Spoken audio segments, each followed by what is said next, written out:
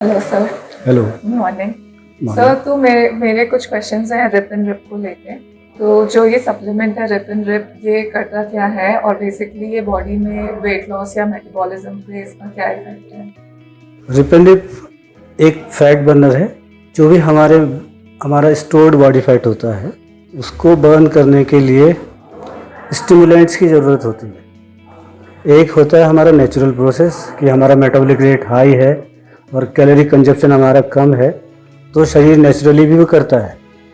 लेकिन अगर हमको उसको थोड़ा सा स्पीड बढ़ानी है फैट बर्न करने के लिए, तो कुछ स्टिमुलेंट्स उसमें काम करते हैं। जो ज़रूरी स्टिमुलेंट है वो है कैफीन और दूसरा है टेनिन।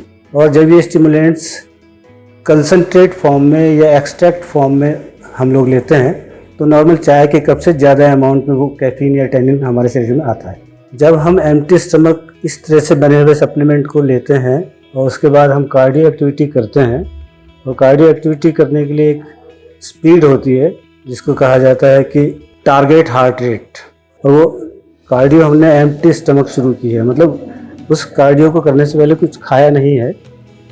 तो ये स्टिमुलेंट्स एक रॉ मटेरियल के रूप में हमारा शरीर इस्तेमाल करता है। हमारी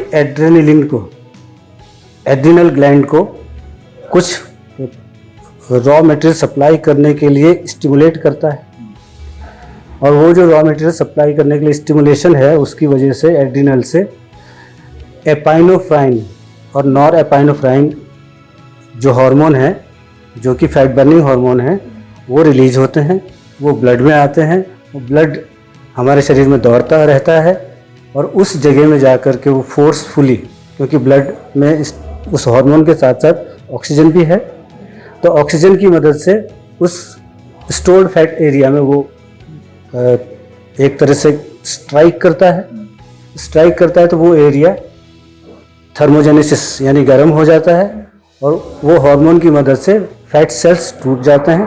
टूट करके वो दो चीज़ों में कन्वर्ट होते हैं। एक होता है पैराफिन यानी मोम, और दूसरा होता है ग्लिसरॉल। इसमें कन्वर्ट हो जाते हैं और ये एनर्जी हैं। और एक प्रोसेस होता है जो कर्व साइकिल जिसको हम कहते हैं, उस कर्व साइकिल में ये चीज़ें जाती हैं और वो एटीपी प्रोड्यूस करने में मदद करती हैं। तो जो हमारा स्टोर्ड फैट है, जब हम जो एक्टिविटी कर रहे हैं कार्डियो की, उस कार्डियो एक्टिविटी करने के लिए जो हमें एनर्जी सोर्स के रूप में ज़रूरत है, वो एनर्जी सोर्स फैट बन जाता है, फ्यूल बन जाता है, और वो फ्यूल के रूप में इस्तेमाल होता है। तो ये इसका प्रोसेस है।